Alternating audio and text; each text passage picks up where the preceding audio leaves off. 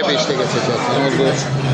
Ve bir daha vur bana nisbətlə elə bu uşaqlıqda Nereye çekeyim ben? toyda kardeşleşirəm, hamımızı təbrik edirəm. 5 dakika nereye çekmeliyim şu an? 5 dəqiqə, bu da 5 Ha. dəqiqə göstərəndə. Ha. Eləyə bilərsən. Aileydim. 5 dəqiqə tutarın sonra bunu vursan təzdən Allah xoşbəxt eləsin, Allah hər iki tərəfə xeyir versin. Bütün Azərbaycan xalqına bir xoş dilişmək eləsin.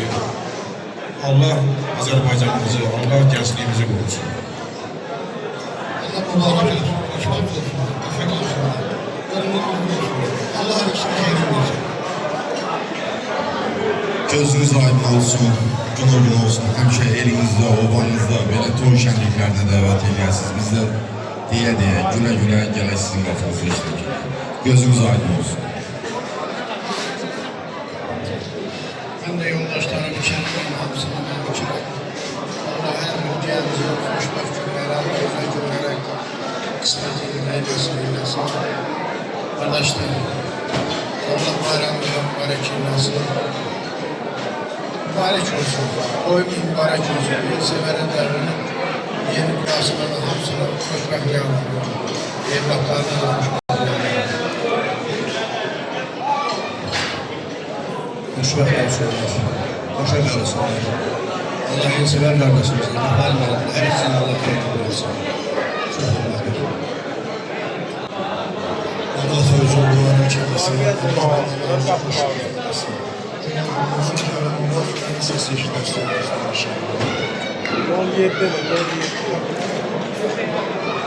Sorun var. Tebrik ederim.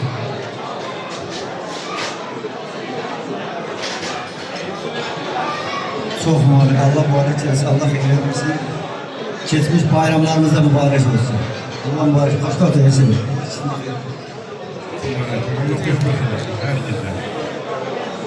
Sonra bir takılmışlar.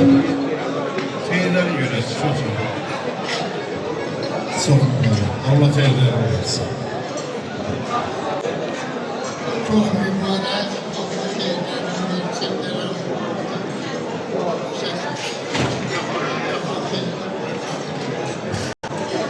Allah iki tərəfə də xeyir versin. Allah xoşbəxt eləsin. Həyatda heç vaxt neyrim neçim deməsin. Xoşbəxt olsun deyir.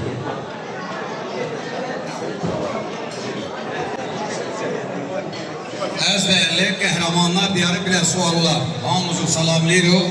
Gələn qonaqlara da salam olsun deyirəm. Əlbəttə gözəl bir ailədə, gözəl bir gündüyük. Elsəvər əmi, Ariz əmi, hər ikisinin qarşısında baş əyir ki, ikizdən qəhrəman. Birinci Qarabağ müharibəsinin qəhrəman igid oğullarıdır. Burada şəhid valideynlər durub. Hər ikisinin, burada duran şəhid valideynlərin qarşısında baş əyirəm. Biləsuvar qəhrəmanlar diyarıdır.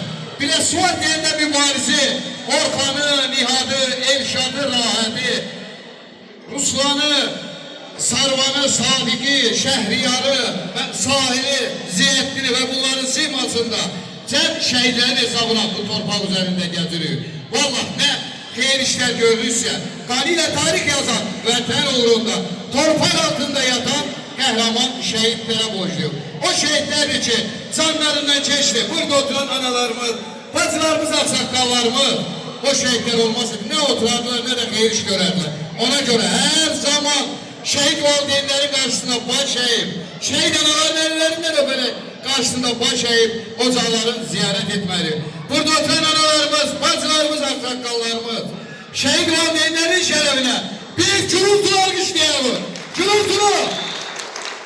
Hər salam əlləriniz var olsun. Əlbəttə bugün bədənin müəyyən hissəsi vətən uğrunda qurban verib gecəni səhərə qədər sızıltı ilə açan qazilərimiz var. O qazilərdir. Gecəni səhərə qədər sızıltı ilə açsalar, təki vətən sağ olsun deyirlər.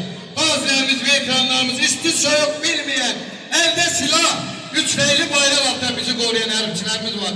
Onların da şərəfinə bir gürültü alqışlayalım. Gürültülü! El salam, əlləriniz var olsun.